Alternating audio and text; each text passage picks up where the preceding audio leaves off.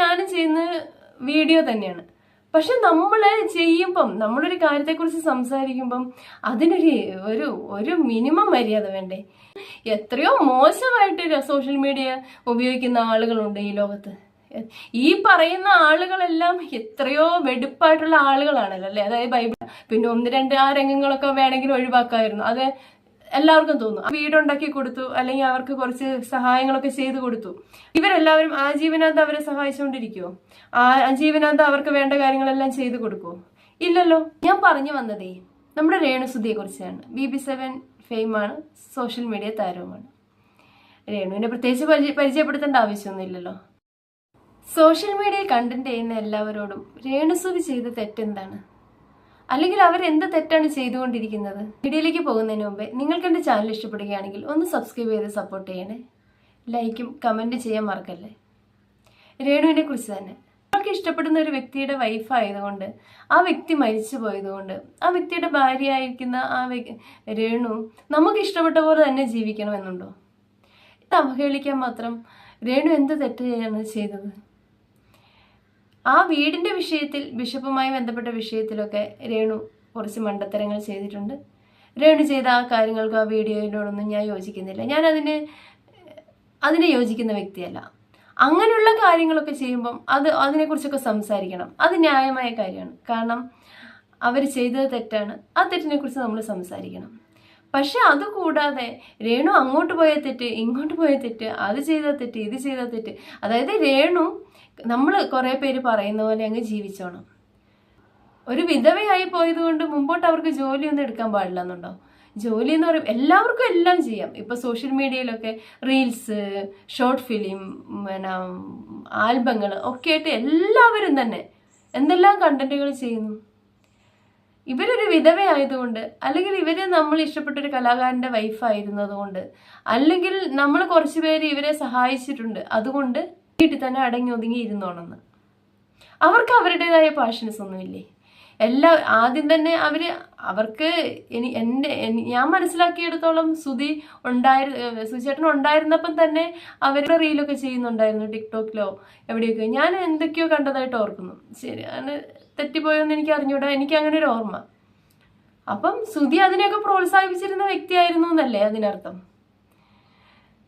തൻ്റെ ഭാര്യ, താൻ മരിച്ചുപോയാൽ തൻ്റെ ഭാര്യയും കുഞ്ഞും വിഷമിക്കരുത്, അല്ലെങ്കിൽ ജീവിക്കാൻ ബുദ്ധിമുട്ടരുത്, അവര് സന്തോഷത്തോടെ ജീവിക്കണം എന്നായിരിക്കില്ലേ ഏതൊരാത്മാവും ആഗ്രഹിക്കുക. ഇപ്പൊ എന്താണ്, ഒന്ന് അഭിനയിക്കാൻ പോയാൽ, അല്ലെങ്കിൽ ഒരു സ്റ്റേജ് ഷോയ്ക്ക് പോയാൽ, അല്ലെങ്കിൽ ഒരു ഇനാഗുറേഷന് പോയാൽ, അല്ലെങ്കിൽ ഒരു ഫംഗ്ഷനൊക്കെ പോയിട്ടുണ്ടെങ്കിൽ സുധിച്ചേട്ടൻ്റെ ആത്മാവ് വേദനിക്കും പോലും. ഓരോ വീഡിയോകളുടെ അടിയിലും വരുന്ന കമന്റ്, ഇപ്പൊ സുധിച്ചേട്ടൻ്റെ ആത്മാവിന് സന്തോഷമായി കാണും, സുധിച്ചേട്ടന് സന്തോഷം. എന്തിനാണ് ഇങ്ങനെ പറയുന്നത്?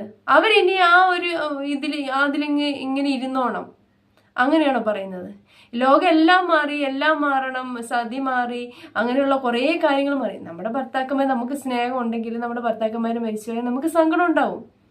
നമുക്ക് ആ ഒരു എന്നും പറഞ്ഞുകൊണ്ട് എൻ്റെ ഭർത്താവ് മരിച്ചുപോയി, അല്ലെങ്കിൽ അങ്ങനെയും പറഞ്ഞുകൊണ്ട് വീട്ടിലിങ്ങനെ അടങ്ങി ഒതുങ്ങി ഇരുന്നോണം എന്നാണോ? അവർക്ക് വേറെ കാര്യങ്ങളൊന്നുമില്ല, തൻ്റെ ഭർത്താവിൻ്റെ ഓർമ്മയിൽ ഇങ്ങനെ ജീവിച്ചാൽ മതി, ബാക്കിയുള്ള കാര്യങ്ങളെക്കുറിച്ചൊന്നും അറിയണ്ട, അന്വേഷിക്കണ്ട, അല്ലെങ്കിൽ അങ്ങനെ പോകാനുള്ള സാഹചര്യം ഉണ്ടെങ്കിൽ അങ്ങനെ പോകുന്നവരുണ്ടാവാം. പക്ഷേ ഒറ്റയ്ക്കായി പോകുമ്പം, 2 കുട്ടികളും ഉണ്ട്, ഒറ്റയ്ക്കായി പോകുന്ന ഒരു വ്യക്തിക്ക് അങ്ങനെ ഓർത്തോണ്ട് വെറുതെ കുത്തിയിരുന്നാൽ കൂടെ ആരും ഇല്ല, അല്ലെങ്കിൽ ആരും കൊണ്ടുതരാനില്ലെങ്കിൽ, ഞാൻ ചോദിക്കട്ടെ, അവർക്ക് വീടുണ്ടാക്കി കൊടുത്തു, അല്ലെങ്കിൽ അവർക്ക് കുറച്ച് സഹായങ്ങളൊക്കെ ചെയ്തു കൊടുത്തു. കൊല്ലസുധി മരിച്ച ആ സമയത്ത് ഒരുപാട് പേര് സഹായം കൊണ്ടൊക്കെ ചെന്നു. ഇവരെല്ലാവരും ആജീവനാന്ത അവരെ സഹായിച്ചുകൊണ്ടിരിക്കുവോ? ആജീവനാന്ത അവർക്ക് വേണ്ട കാര്യങ്ങളെല്ലാം ചെയ്തു കൊടുക്കുവോ? ഇല്ലല്ലോ. അവർക്ക് അധ്വാനിച്ചല്ലേ പറ്റുള്ളൂ, അവർക്ക് ജോലി എടുത്തേ പറ്റുള്ളൂ, അവർക്ക് ഇഷ്ടപ്പെട്ട മേഖലയിൽ അവർ ജോലി ചെയ്യുന്നു. അപ്പോൾ കുറെ പേര് പറയുന്നു അവർ ആരൊക്കെയോ എവിടെയൊക്കെയോ സെയിൽസ് ഗേളായിട്ട് അല്ലെങ്കിൽ ജോലി ഓഫർ ചെയ്ത് അതൊന്നും സ്വീകരിച്ചില്ല, എന്നിട്ട് ഇങ്ങനെ പോകുന്നത്. അവരെന്ത് തെറ്റാണ് ചെയ്യുന്നത്? എത്രയോ കലാകാരന്മാരുണ്ട് ഈ ലോകത്ത്, എത്രയോ ജോലി എടുത്തി. അപ്പൊ ഈ റീൽസ് ചെയ്യുന്നവരും ആൽബത്തിൽ അഭിനയിക്കുന്നവരും ഷോർട്ട് ഫിലിമിൽ അഭിനയിക്കുന്നവരൊക്കെ ഏതാണ്ട് മോശം കാര്യമാണോ ചെയ്യുന്നത്? സത്യം പറഞ്ഞാൽ ഞാനും ചെയ്യുന്ന വീഡിയോ തന്നെയാണ്. പക്ഷെ നമ്മൾ ചെയ്യുമ്പം, നമ്മളൊരു കാര്യത്തെക്കുറിച്ച് സംസാരിക്കുമ്പം അതിനൊരു ഒരു മിനിമം മര്യാദ വേണ്ടേ? കാരണം വീഡിയോക്ക് ഇട്ടുകൊടുക്കുന്ന തമ്പനയിൽ കണ്ടിട്ടുണ്ടോ? അല്ലെങ്കിൽ ഈ പെൺകുട്ടിക്ക് ഇട്ടുകൊടുക്കുന്ന ഈ കുട്ടിക്ക് ഇട്ടുകൊടുക്കുന്ന ഇരട്ടപ്പേരുകൾ കണ്ടിട്ടുണ്ടോ? ഇവരിടുന്ന വേഷം വെച്ചിട്ട്, അല്ലെങ്കിൽ ഇവരെന്തെങ്കിലും ഒന്ന് സംസാരിച്ചു പോയാൽ, ഇവരേതെങ്കിലും ഒരു റീലിൽ അഭിനയിച്ചു പോയാൽ അതിനൊക്കെ എടുത്ത് വെച്ച് കണ്ടന്റാക്കി ഓരോരുത്തരുടെ ഇമാജിനേഷൻ അനുസരിച്ചാണ് കാര്യങ്ങൾ സംസാരിച്ചു വിടുന്നത്. അവരുടെ കൂടെ അഭിനയിച്ച ആളുടെ ഭാര്യ ഇട്ടിട്ട് പോയി, അല്ലെങ്കിൽ അവർ ഡിവോഴ്സ് ആവാൻ പോകുന്നു, അങ്ങനെയാവുന്നു, രേണുകാരന് അങ്ങനെ, രേണുകാരന് ഇങ്ങനെ. എന്തിനാണ് ഇങ്ങനെയൊക്കെ? ഇവിടെ പോകാൻ പാടില്ല, ഇവിടെ പോകാൻ പാടില്ല, അങ്ങനെ ചെയ്യാൻ പാടില്ല, ഇനി കല്യാണം കഴിക്കാൻ പാടില്ല. ഇതൊക്കെ നാട്ടുകാരാണോ തീരുമാനിക്കുന്നത്? അവർക്ക് ഇനി ഒരു പക്ഷേ അവർക്ക് 2 മക്കളുണ്ട്, അവരുടെ മക്കളെ നോക്കുന്ന, അല്ലെങ്കിൽ അവർക്ക് പറ്റുന്ന, അവർക്ക് ഇഷ്ടപ്പെടുന്ന ഒരു വ്യക്തി വന്ന് അവരിനി വിവാഹം ചെയ്യാൻ പാടില്ലെന്ന് ആരെങ്കിലും പറഞ്ഞിട്ടുണ്ടോ? സുധിയുടെ ആത്മാവിന് എന്താണ് ഇഷ്ടപ്പെടുന്നതെന്ന് നാട്ടുകാരാണോ തീരുമാനിക്കുന്നത്? സുധിച്ചേട്ടനോട് ഇഷ്ടമില്ലാത്തതുകൊണ്ടാണോ അവര് ജീവിക്കാൻ ശ്രമിക്കുന്നത്? ശരിക്കും പറഞ്ഞാൽ ആ പെൺകുട്ടി നന്നായിട്ട് പാട്ട് പാടും, അത്യാവശ്യം നന്നായിട്ട് ഡാൻസ് കളിക്കും, ഇത്രയും ഫങ്ഷൻസ് കിട്ടുന്നുണ്ട്. ഈ നെഗറ്റീവുകളുടെ ഒക്കെ ഇടയിൽ നിന്നുകൊണ്ടും അവരുടെ ജീവിതം മുമ്പോട്ട് കൊണ്ടുപോകുന്നുണ്ട്, മക്കളെ നന്നായിട്ട് നോക്കുന്നുണ്ട്, ജീവിതം മുമ്പോട്ട് നന്നായിട്ട് കൊണ്ടുപോകാൻ ശ്രമിക്കുന്നുണ്ട്. ഇത്രയും വെല്ലുവിളികളെ ആണെങ്കിലും ചിരിച്ചുകൊണ്ട് നേരിടാൻ ശ്രമിക്കുന്നുണ്ട്, വെല്ലുവിളികളെ അതിജീവിക്കാൻ ശ്രമിക്കുന്നുണ്ട്. അങ്ങനെയുള്ള പോസിറ്റീവ് കാര്യങ്ങളൊക്കെ എന്താണ് ആർക്കും കാണാൻ സാധിക്കാത്തത്? അതിനെക്കുറിച്ചൊക്കെ എന്താണ് ഒരു വീഡിയോ ചെയ്യാത്തത്?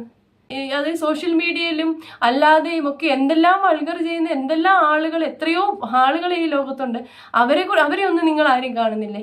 ഈ കുട്ടി ക്യാമറയുടെ മുമ്പിൽ, അല്ലെങ്കിൽ ആ ഒരു ഷോർട്ട് ഫിലിം, ആ ഫിലിമിന്റെ ആ ഒരു കഥയ്ക്ക് ഇതായിട്ട് ഒരു രംഗം അഭിനയിച്ചു. ഓക്കെ, ആ രംഗം ഇപ്പൊ എല്ലാവർക്കും ഇഷ്ടപ്പെടണമെന്നില്ല, പക്ഷെ അങ്ങനെ ഒരു ജോലിയായിട്ട് അതിന് പോകുമ്പം അവര് പറയുന്നത് കേൾക്കണം. അന്നേരം അത് കഥാപാത്രമാണ്.